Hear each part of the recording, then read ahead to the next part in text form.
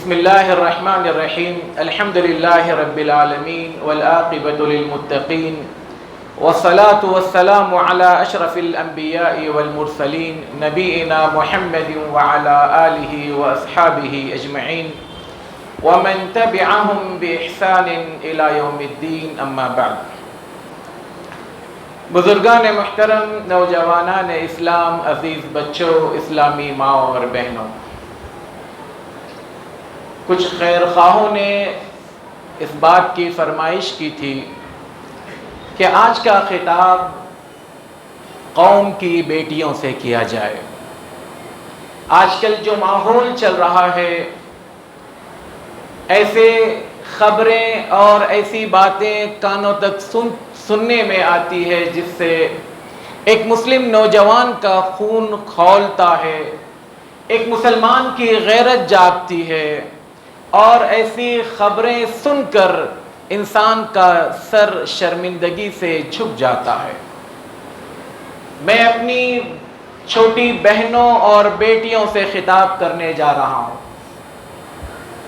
کیا تم جانتی ہو کہ دنیا کی سب سے قیمتی اور انمول چیز تمہارے پاس دین اور اسلام کے بعد کیا ہے؟ بلکہ اگر میں یہ کہوں کہ وہ خود دین اور ایمان کا حصہ ہے تو اس کا نام ہے حیا اور غیرت۔ اللہ کے رسول صلی اللہ علیہ وسلم فرماتے ہیں الحیاء من الایمان، حیا ایمان کا حصہ ہے۔ اور ایک دوسری جگہ فرمایا الحیاء والایمان قرنا جميعا فَإِذَا رُفِعَ أَحَدُهُمَا رُفِعَ الْآخَرُ۔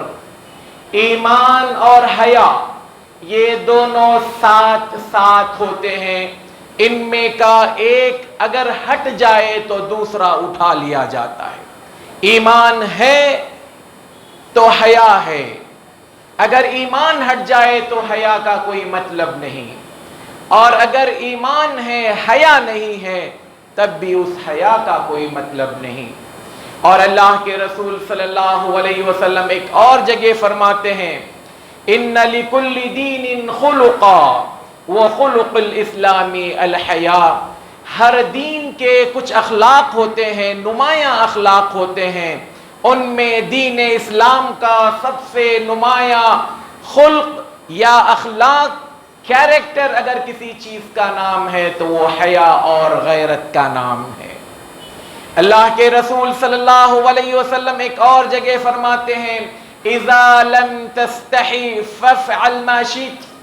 اگر تمہارے اندر حیا نہیں ہے تو تمہیں جو چاہیے وہ کر لینا چاہیے۔ حیا نام ہے ایک غیرت کا، حیا نام ہے ایک ایسے اخلاق کا جس کی وجہ سے گھر، خاندان، قبیلے، معاشرے، سماج، پوری سوسائٹی، بلکہ مسلم برادری کی جانچ معیار اسی سے ہوتی ہے۔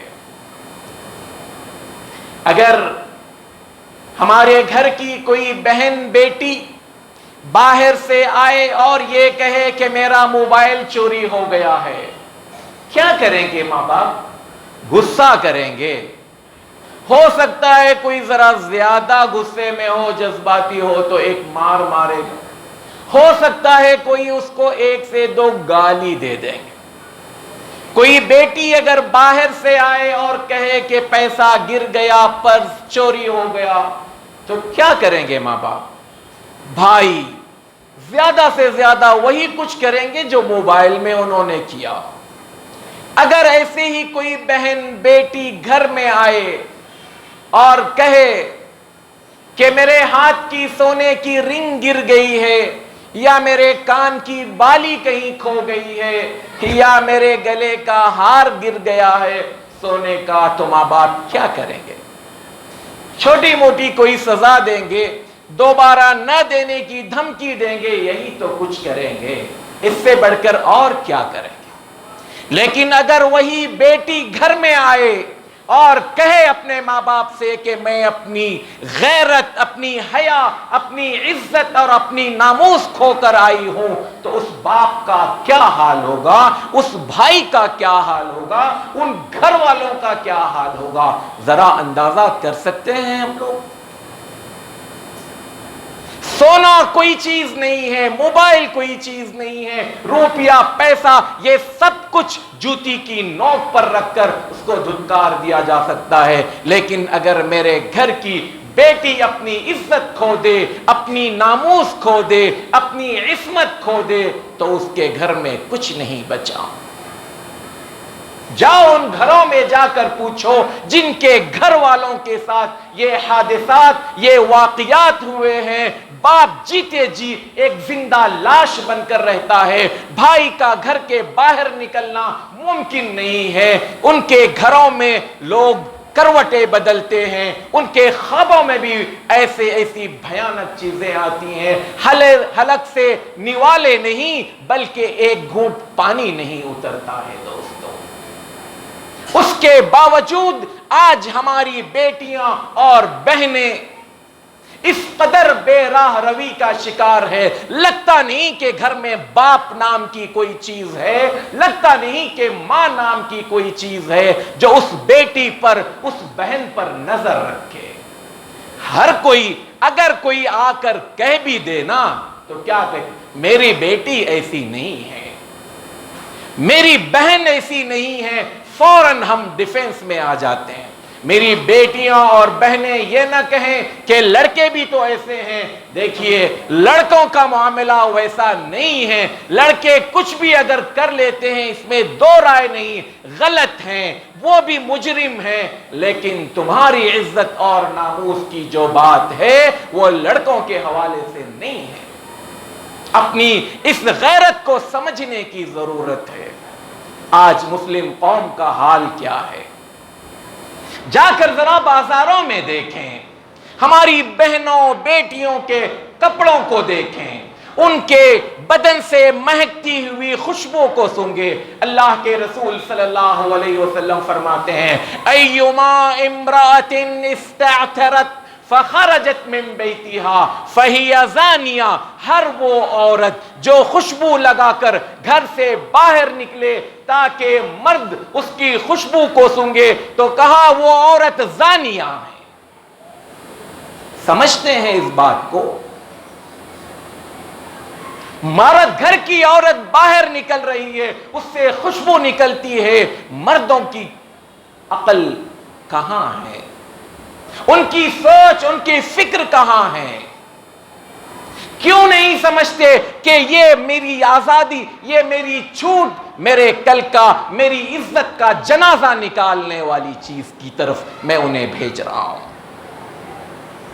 ہم اپنی بہنوں اور بیٹیوں کو اکیلے چھوڑ دیتے ہیں، جہاں چاہے جائے، جہاں چاہے آئے، جہاں چاہے وقت گزارے، تنہائیوں میں وقت گزارتی ہیں، کالج کے نام پر، لائبریری کے نام پر، سہیلی کے نام پر۔ کبھی باپ کو یہ توفیق ہوتی ہے کہ وہ پوچھے تمہارا دوست کہاں کون ہے، تمہاری سہیلی کون ہے، کہاں جاتی ہے اور کہاں تم بیٹھتی ہے، کہاں وقت گزارتی ہے، اس حوالے سے کبھی ہمیں سوال کرنے کی توفیق ہے؟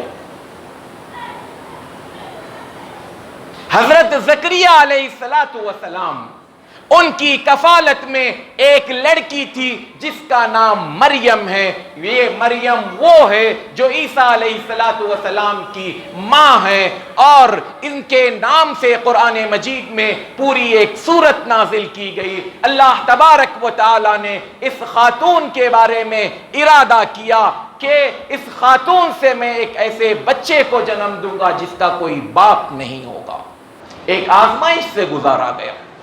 اس سے پہلے ان کی ماں نے یہ ارادہ کیا تھا، یہ نظر مانی تھی کہ میرے پیٹ سے جنم لینے والے بچے کو میں بیت المقدس کے لیے وقف کر دوں گی، لیکن اتفاق سے وہ بیٹی پیدا ہو گئی۔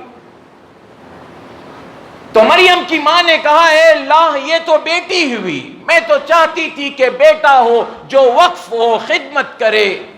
اللہ تعالیٰ نے کہا لڑکا لڑکی کے مانند نہیں ہو سکتا. تم اس کو بھی اللہ کے لیے عبادت کے لیے وقف کر دو. وہ مریم جو دن رات محراب میں بیٹھ کر اللہ کی عبادت کیا کرتی تھی، اور زکریہ علیہ السلام ان کے کفیل تھے، اسپانسر تھے، ان کے پاس جانا آنا کرتے تھے، دیکھتے تھے. ایک دن وہاں گئے، دیکھا مریم کے پاس بے موسم کے پھل ہیں. تعجب کیا، یہاں تو کوئی آتا جاتا نہیں ہے، یہ تو عبادت میں لگی ہے، پھر اس کے پاس یہ پھل کہاں سے آئے؟ فوراً سوال کر دیا، یا مریم انا لکی ھذا، اے مریم یہ پھل تمہارے پاس کہاں سے آتا ہے؟ ایک لڑکی جو عبادت میں ہے، عزت مآب، عفت مآب، جس کے پاس کوئی پھٹکتا نہیں ہے، بند کمرے میں رہتی ہے، اس کے باوجود زکریہ علیہ السلام نے سوال کیا، کیونکہ ان کے نظروں کے سامنے ایک ایسی چیز نظر آ رہی ہے جو ان کے تصور، ان کے خیال سے باہر تھا. ہے آج ہمارا کوئی باپ جو اپنی بیٹی کا موبائل چیک کرنے کی ہمت رکھتا ہو، جرأت ہے اس کے پاس؟ پوچھے اس سے، بیٹی تو سوشل میڈیا میں کس کس کے ساتھ تیرے کانٹیکٹس ہیں؟ کہاں کہاں تو لوگوں کے ساتھ کانٹیکٹ کرتی ہے؟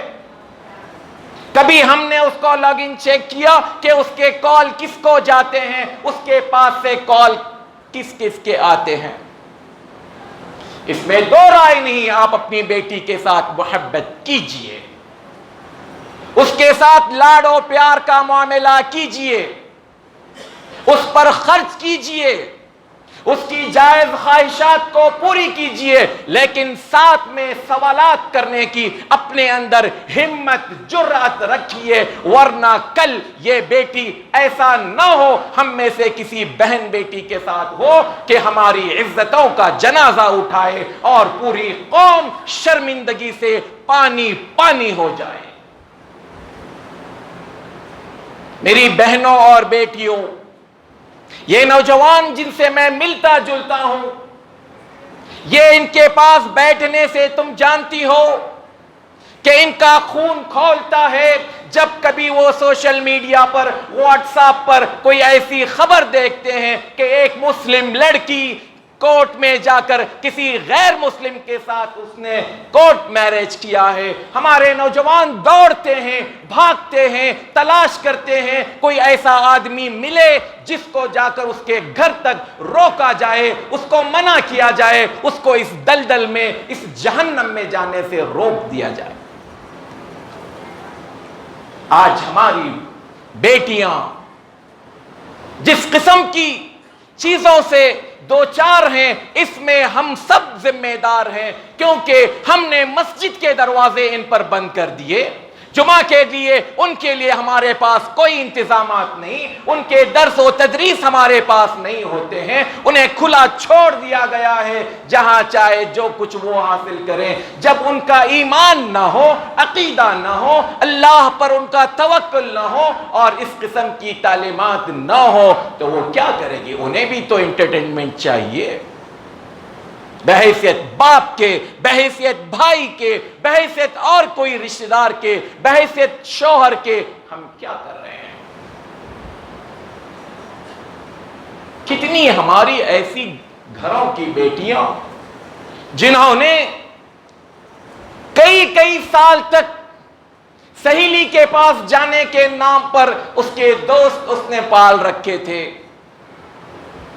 اللہ کے رسول صلی اللہ علیہ وسلم فرماتے ہیں، مسلمانوں کو خطاب کرتے ہوئے، ایاکم والدخول علی النساء، لوگوں ان گھروں میں داخل مت ہونا جن میں کوئی مرد موجود نہیں ہے، صرف عورت ہے تو ان گھروں میں داخل نہیں ہونا. فَإِنَّهُ مَا خَلَا رَجُلٌ بِإِمْرَأَةٍ إِلَّا كَانَ الشَّيْطَانُ ثَالِثُهُمَا.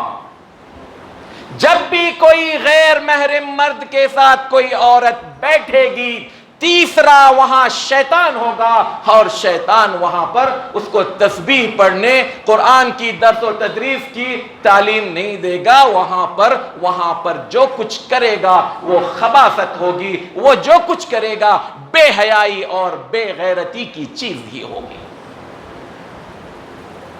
ہمیں پتہ ہی نہیں کہ محرم کون ہے، غیر محرم کون ہے۔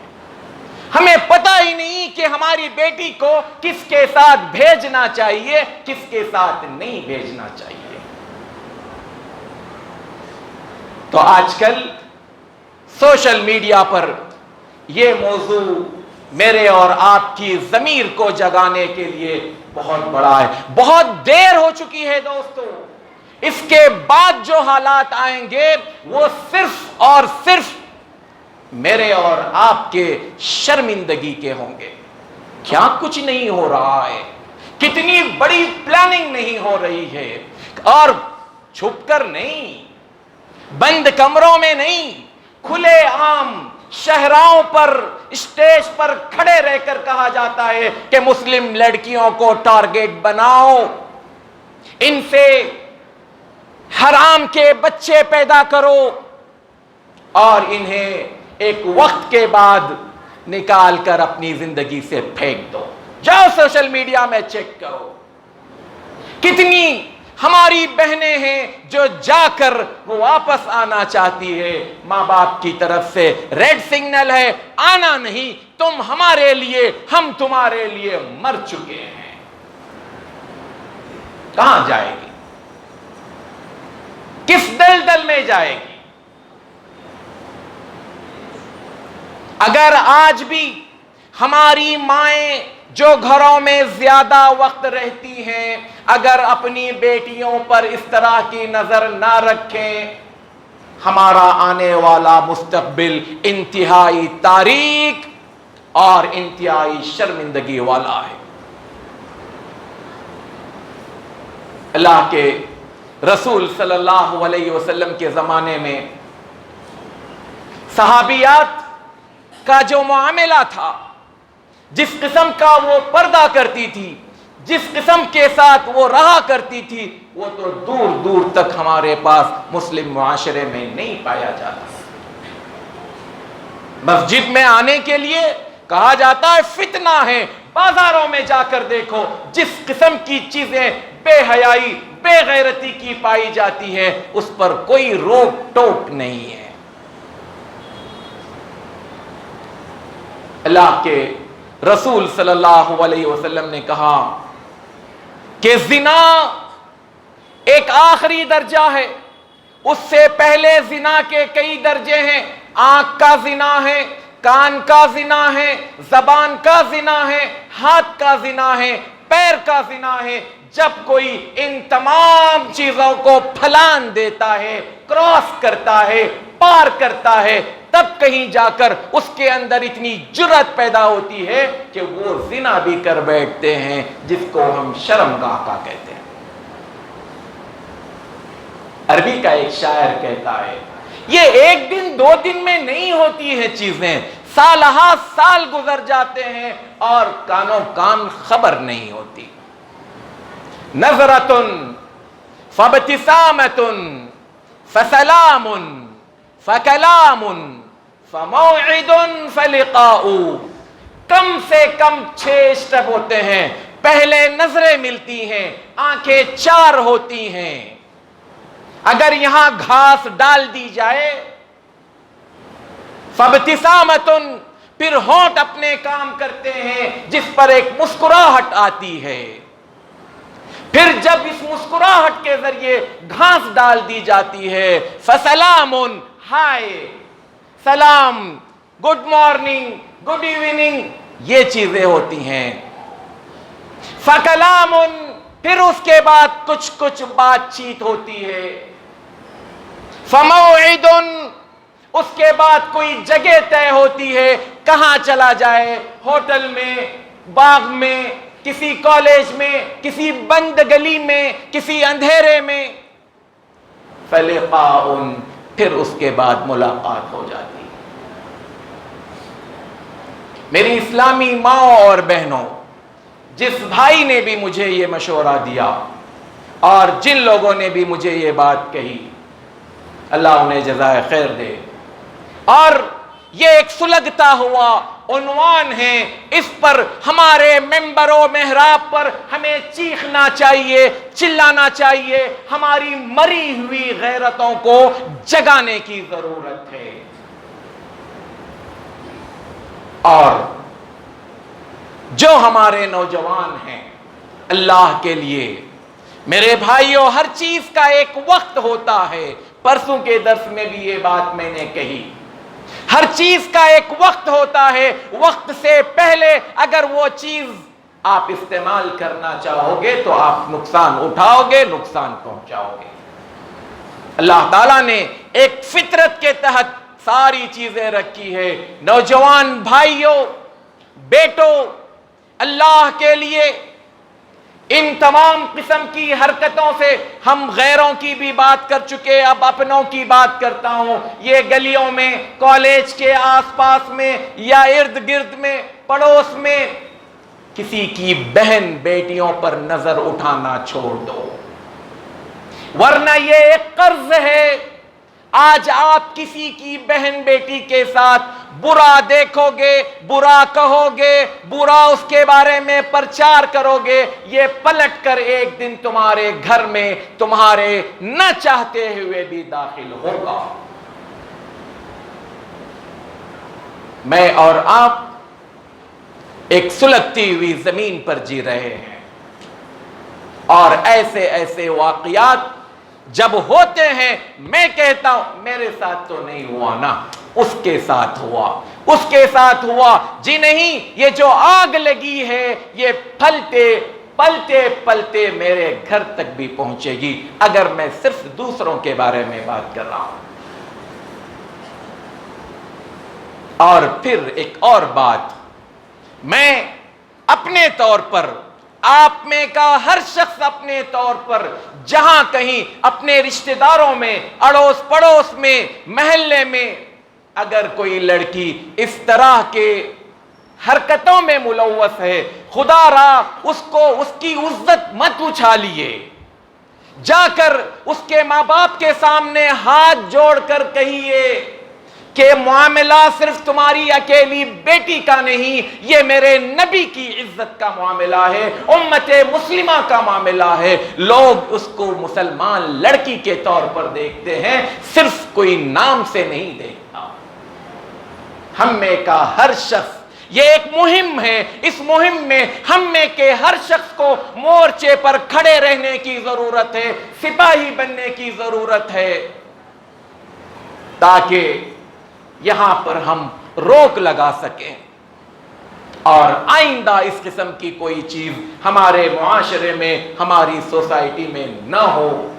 ورنہ حالات یہ ہیں کہ ہماری بہنیں، بیٹیاں، جب ان کا وہ محبت کا نشہ اتر جاتا ہے، سامنے والا اسے کڑی پتے کی طرح نکال کر پھینک دیتا ہے، اس کے حصے میں یا تو خودکشی ہوتی ہے یا پھر ذلت اور رسوائی کی زندگی ہوتی ہے، وہ اپنے آپ کو بھی کبھی معاف نہیں کر سکتی۔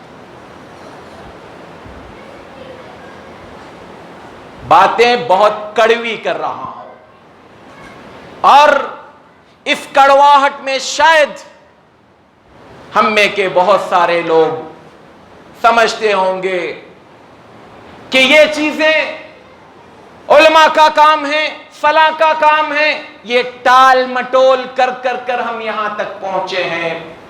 جب تک ہم میں کا ہر شخص اس ذمہ داری کو نہیں سمجھے گا، یہ کشتی ڈوب جائے گی، اور اس کشتی کے ڈوبنے میں اب زیادہ وقت نہیں ہے اگر اس کا ناخدا اور اس میں سوار لوگ ہوش کے ناخن نہیں لیں گے۔ اللہ تعالیٰ مجھے اور آپ کو وقت سے پہلے سنبھلنے، سدھرنے، کچھ فیصلے کرنے، قوم اور معاشرے کے لیے کچھ اقدامات کرنے کی توفیق عطا فرمائے۔ اللہ تعالیٰ ہمارے معاشرے میں ہماری بہنوں اور بیٹیوں کی عزت اور عفت کی حفاظت فرما، انہیں سمجھا، ان کے دلوں میں یہ بات اتار دے کہ ان کے ماں باپ کی عزت ان کے لیے سب سے اہم ہونی چاہیے۔ سڑک چھاپ عاشقوں کا عشق چند دنوں، چند گھنٹوں، چند منٹوں کا ہوتا ہے، لیکن ماں باپ کی عزت اگر ایک بار چلی جائے وہ زندگی بھر کبھی آنکھ اٹھا کر کسی کو دیکھ نہیں سکتے اور نہ کسی معاشرے کے اچھے اور برے ماحول میں حاضری دے سکتے۔ اللہ تعالی ہمیں عمل کی توفیق عطا فرمائے، آمین۔ وآخر دعوانا الحمدللہ رب العالمین، والسلام علیکم ورحمۃ اللہ وبرکاتہ۔